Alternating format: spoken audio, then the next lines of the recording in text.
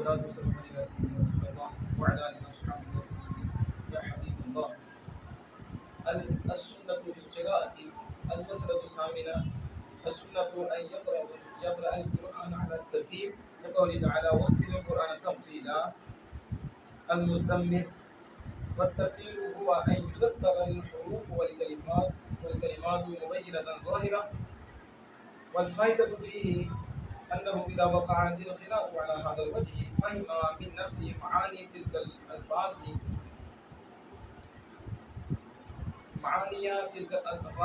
وأفهم غيره تلك المعاني. وإذا قرأ بسرعة لم يفهم ولم يفهم، فكان الترتيل أولى.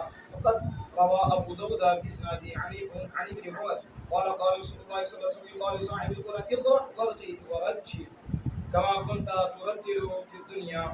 قال أبو سليمان الخطابي: جاء في الأصل أن عدد آي القرآن على عدد درج الجنة.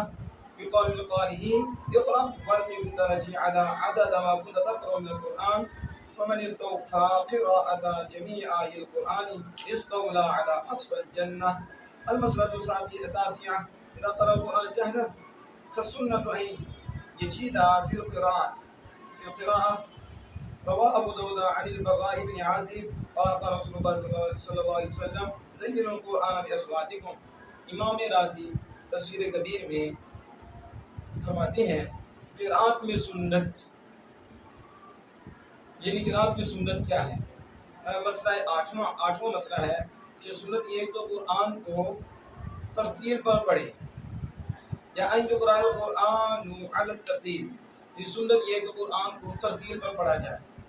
اللہ عز و جل کے اس فرمان کی وجہ سے جس سے دلیل کوٹ کر رہی ہیں رتل القرآن ترتیلا، اور قرآن کو خوب ٹھہر کر پڑھو۔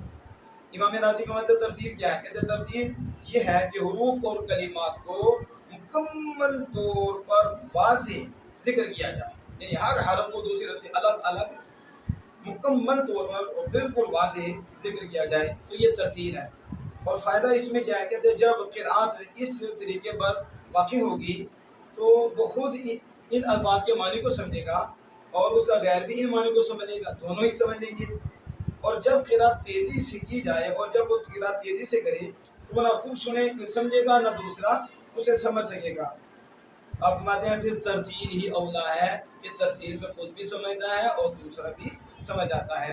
اور امام رازی رحمہ اس پہ حدیث بعد لکھتے ہیں کہ حضرت ابو داؤد نے اپنی سند کے ساتھ ابن عمر رضی اللہ تعالیٰ عنہ سے روایت کیا کہ رسول اللہ صلی اللہ علیہ وسلم نے فرمایا کہ صاحب قرآن کو کہا جائے گا اقرا، پڑھ اور درجہ چڑھ، ورتل اور ترتیل سے پڑھ، جیسے کہ تو دنیا میں ترتیل سے پڑھا کرتا تھا۔ حضرت ابو سلیم الخطابی علیہ رحمہ نے فرمایا کہ حدیث پاک میں آیا ہے کہ قرآن کی آیتوں کی تعداد جنت کے درجوں کی تعداد پر ہے، یعنی جتنی قرآن پاک کی آیات کی تعداد ہے اتنے ہی جنت کے درجات ہیں۔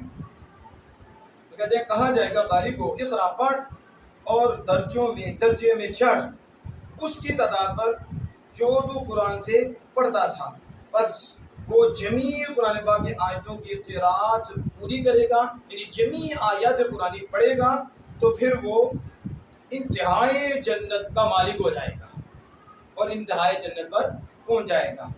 اور نواں مسئلہ امام شافعی رازی رحمہ یہ لکھتے ہیں کہ جب قرآن کو ظاہراً پڑھے، اونچی آواز سے پڑھے، تو پھر سنت یہ کہ قرآت میں عمدگی پیدا کرے، یعنی خوبصورت کر کے پڑھے۔